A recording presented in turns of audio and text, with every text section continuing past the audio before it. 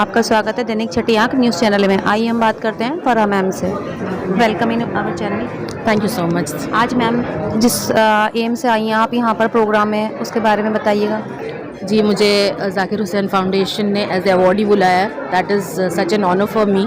और मैं लखनऊ से आई हूँ, उन्होंने मुझे वहाँ से बुलाया इस मैं कहूँगी अजीम प्रोग्राम के लिए। The dais that was decorated इतने अजीम लोगों से, तो it was such an honour and pleasure for me to be here as an awardee.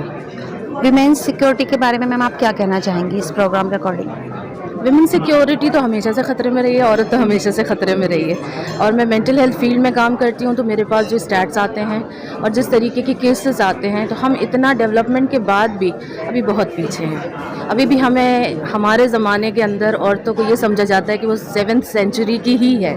ये जो माइंडसेट है वो चेंज नहीं हो रहा है, और इसकी वजह से जो नुकसानात हो रहे हैं वो हम अभी ओवरकम नहीं कर पाए हैं। ये एक कंटिन्यूड प्रोसेस है जिसे हमें डे बाय डे ओवरकम करना है। ये ऐसा नहीं है कि ये हम मासेस को का माइंडसेट चेंज कर देंगे या हम ग्रुप का माइंडसेट चेंज कर देंगे। तो हम ये समझते हैं कि जब तक घरों का माइंडसेट नहीं होगा, समाज में बदलाव नहीं आएगा।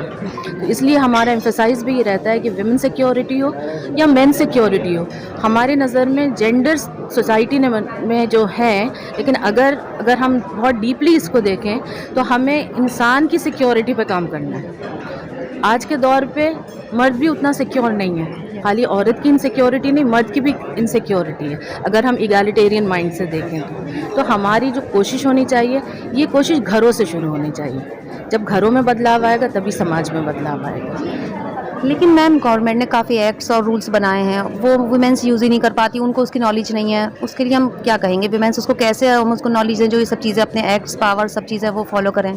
Awareness is the key.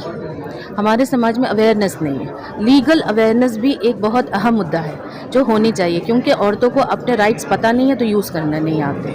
कानून तो बनते ही रहते हैं, लेकिन कानून किताबों के अंदर कैद हैं। जब तक उन्हें आम समाज के अंदर आम ज़बान में समझाए नहीं जाएंगे तो एम्पावर कैसे करेंगे हम?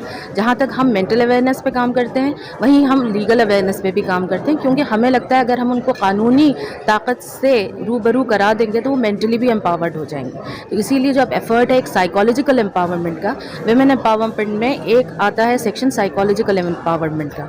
वो सेक्शन हमारी ऑर्गेनाइजेशन ने ज़िम्मा उठाया है, और साइकोलॉजिकल एम्पावर करने के लिए एजुकेशन, लीगल एजुकेशन और प्लस आपकी जो अपब्रिंगिंग होती है, सेल्फ डिफेंस होता है, इसका एक होलिस्टिक अप्रोच होनी चाहिए। अगर कानून पता होगा तो इस्तेमाल करना भी आएगा। जो मैम गवर्नमेंट ने एक्ट बनाया है, इसके अलावा आप चाहती हैं, आपकी निगाह में कोई ऐसे एक्ट हैं जो और बनाए जाएँ लेडीज़ के लिए, या ये काफ़ी हैं, इनके अकॉर्डिंग फुल हेल्प मिल सकती है लेडीज़ को? मेरे ख़्याल में जितने ज़्यादा आप कानून बनाते जाएंगे उतनी चीज़ें कॉम्प्लेक्स होती चली जाती हैं। तो पहले यह है कि कानून जानने के बाद उन चीज़ों पे काम किया जाए कि इन कानून की ज़रूरत ही ना पड़े।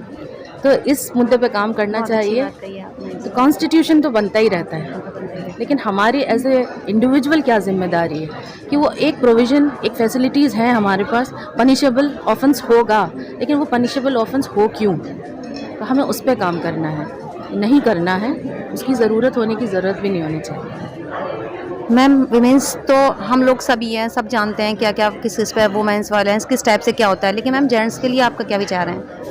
देखिए, समाज का कितना सही हो गए? जेंट्स की गलतियां हैं, ये जेंट्स की वजह से ये सब होता है, या विमेंस की अपनी कुछ कमियों की वजह से चीज़ें होती हैं? नहीं, देखिए, ये ट्रेडिशन का इसमें नुकसान है।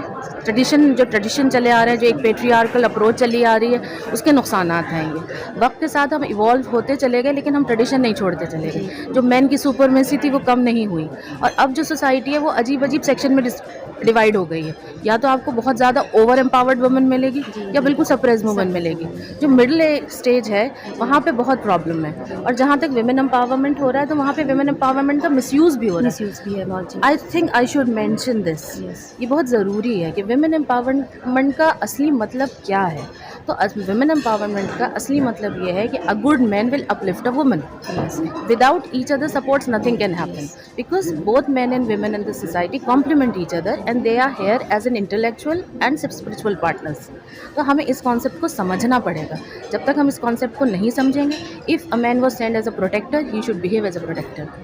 लेकिन अफसोस की बात क्या है, समाज में ख़तरा घर से ही शुरू होता है। घर से ही शुरू होता है। चार दीवारी के अंदर जो ख़तरा है वो हम उसको नहीं बात करते हैं, वो शर्म का सबब है। जब बाप एक्सप्लॉइट करता है बेटी को, हम बात नहीं करते। जब भाई एक्सप्लॉइट करता है, हम बात नहीं करते। हम बात करते हैं जब स्ट्रीट कोई आदमी एक्सप्लॉइट करता है। जी।